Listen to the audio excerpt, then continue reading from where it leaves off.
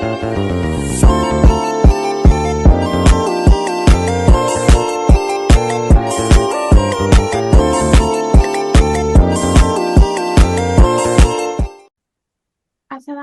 warahmatullahi wabarakatuh. Perkenalkan, saya Maduri Amir Putri, NPM 2108260046 dari kelas C. Di sini saya izin untuk mempresentasikan mind map pada blok psikiatri yang berjudul General Anxiety Disorder atau gangguan kecemasan menyeluruh. Nah, yang pertama kita masuk ke definisi. Definisi dari general anxiety disorder ini merupakan suatu kondisi di mana terjadi gangguan yang ditandai dengan adanya kecemasan dan kekhawatiran yang berlebihan dan tidak rasional, bahkan terkadang tidak realistik terhadap berbagai peristiwa kehidupan sehari-hari. Nah, kondisi ini dialami hampir sepanjang hari dan berlangsung sekurangnya selama 6 bulan. Nah, yang kedua yaitu tentang prevalensinya, di mana untuk kejadian prevalensinya itu sekitar 3-8% dari populasi. Kemudian untuk rasionya, di mana antara perempuan dan laki-laki rasionya itu antara 2:1, di mana perempuan lebih banyak dibandingkan laki-laki.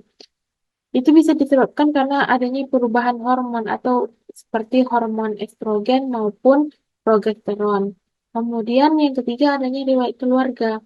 25% dari keluarga yang menderita general anxiety disorder ini akan menderita gangguan yang sama. Kemudian untuk etiologinya. Yang pertama itu berdasarkan teori biologi, di mana itu yang termasuk adalah neurotransmitter. Nah, adapun neurotransmitter yang erat kaitannya dengan general anxiety disorder ini adalah neurotransmitter GABA. Akan tetapi neurotransmitter seperti serotonin, norepinefrin, glutamat, dan kolesistokinin itu juga berperan dalam general anxiety disorder ini. Yang kedua adalah teori genetik seperti yang dijelaskan di mana 25% dari keluarga yang menderita gangguan anxiety disorder ini juga akan menderita gangguan yang sama. Kemudian selanjutnya adalah gambaran klinis, di mana yang pertama untuk gambaran klinisnya itu adalah kecemasan yang berlebihan. Nah, kecemasannya ini akan mempengaruhi segala aspek kehidupan. Kemudian yang kedua adalah ketegangan motorik. Nah, ketegangan motorik ini misalnya itu adalah sakit kepala, kemudian kelelahan, dan juga rasa bergetar atau gemetaran di tubuh. Kemudian yang ketiga adalah hiperaktivitas otonom. Contohnya itu adalah berkeringat, kemudian gejala palpitasi, gejala pada saluran pencernaan, dan lain-lain. Nah, dan yang terakhir adalah kewaspadaan secara kognitif dalam bentuk iritabilitas.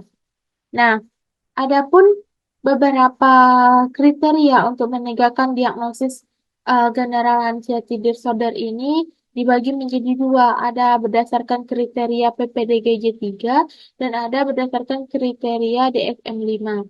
Di mana untuk menegakkan berdasarkan kriteria diagnosis PPDGJ-3 itu yang pertama, gejala ansietasnya itu sebagai gejala primer yang berlangsung hampir setiap hari dan beberapa minggu, bahkan beberapa bulan yang bersifat free floating, di mana free floating maksudnya di sini adalah em, seluruh kegiatan ataupun seluruh kehidupannya ia cemasi, maksudnya dia mengambang, tidak.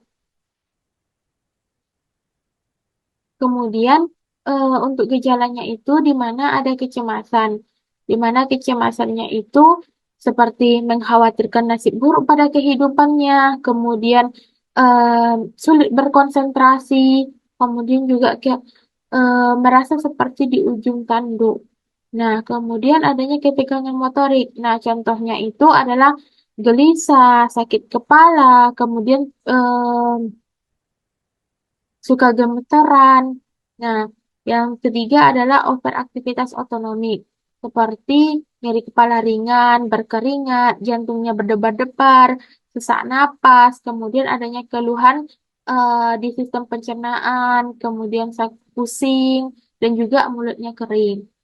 Nah, sedangkan berdasarkan kriteria diagnosis DSM-5, itu untuk menegakkan general anxiety disorder ini, yang pertama adalah kecemasan ataupun kekhawatiran yang berlebihan, yang timbul setiap hari sepanjang hari selama 6 bulan. Nah, penderita akan merasakan sulit mengendalikan kekhawatirannya.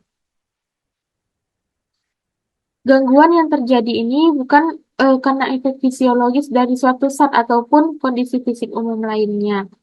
Nah, adapun beberapa gejala untuk menegakkan general anxiety disorder ini menurut kriteria diagnosis DSM itu ada 6 kriteria, ada 6 gejala. Di mana jika 3 gejala dari 6 gejala ini terdapat pada pasien, maka sudah bisa ditegakkan general anxiety disorder.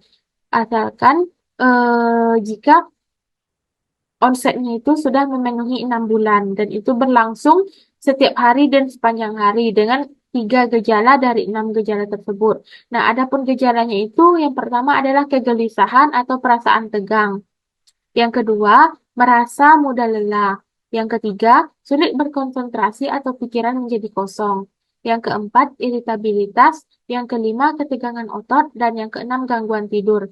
Nah, gangguan tidurnya ini bisa berupa sulit tidur atau tidurnya itu merasa tidak puas. Nah, selanjutnya adalah diagnosis banding. Adapun beberapa diagnosis banding untuk general anxiety disorder ini, yang pertama adalah gangguan panik, kemudian fobia, hipokondriasis, gangguan somatisasi, gangguan kepribadian, gangguan depresi, distimia, gangguan obsesif dan kompulsif, gangguan penyesuaian dengan kecemasan. Adapun tata laksananya, itu untuk tata laksana farmakologinya itu bisa diberikan golongan benzodiazepin seperti diazepam. Untuk pemberiannya, diazepam itu diberikan untuk dosis awalnya itu sekitar 2-5 miligram yang diberikan 2 kali sehari. Sedangkan untuk dosis rumutannya itu diberikan 5-30 miligram diberikan 2 kali dalam sehari. Nah, sedangkan untuk yang alfasolam itu diberikan untuk dosis awalnya itu 0,25 sampai 0,5 miligram yang diberikan 3 kali dalam sehari. Sedangkan untuk dosis rumutannya itu sekitar 0,5 sampai 2 miligram yang diberikan 3 kali sehari. Dan untuk lorazepam itu bisa diberikan untuk dosis awalnya itu 0,25 sampai 0,5 miligram 2 kali sehari. Dan untuk dosis rumutannya itu 0,5 sampai 2 miligram 2 kali sehari. Dan juga bisa diberikan golongan SSRI atau Selective Serotonin Reuptake Inhibitor, di mana contoh obatnya itu adalah sertralin. Untuk dosis sertralin itu dosis awalnya itu 12,5 sampai 25 miligram, sedangkan dosis rumutannya itu 50 sampai 200 miligram. Nah, yang keduanya itu ada paroxetin, di mana untuk dosis awalnya itu 5 sampai 10 miligram dan dosis rumutannya itu adalah 20 sampai 60 miligram. Nah, sedangkan untuk SSRI ini biasanya lebih efektif pada pasien general anxiety disorder dengan riwayat depresi. Nah, adapun untuk golongan benzodiazepin, efek sampingnya itu adanya hipotensi, kemudian gangguan konduksi jantung, takikardi, kemudian peningkatan berat badan. Sedangkan untuk efek samping dari pemberian SSRI itu seperti mual, muntah, mulut kering, sering sakit kepala, insomnia, berkeringat, diare, tremor, maupun disfungsi seksual. Nah, untuk psikoterapi yang dapat diberikan adalah terapi kognitif perilaku, kemudian terapi suportif, dan psikoterapi yang untuk berorientasi. Sedangkan prognosisnya adalah Gangguan cemas menyeluruh ini merupakan suatu keadaan kronis yang mungkin berlangsung seumur hidup. Dan sebanyak 25% penderitanya akhirnya akan mengalami gangguan panik, juga dapat mengalami gangguan mayor.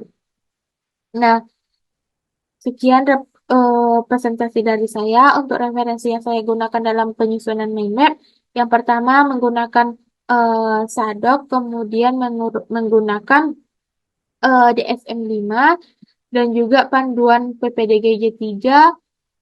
Untuk farmakologinya menggunakan farmakologi terapi FKUI dan juga basic farmakologi, basic clinical farmakologi. Sekian dari saya, lebih dan kurangnya saya mohon maaf. Wassalamualaikum warahmatullahi wabarakatuh.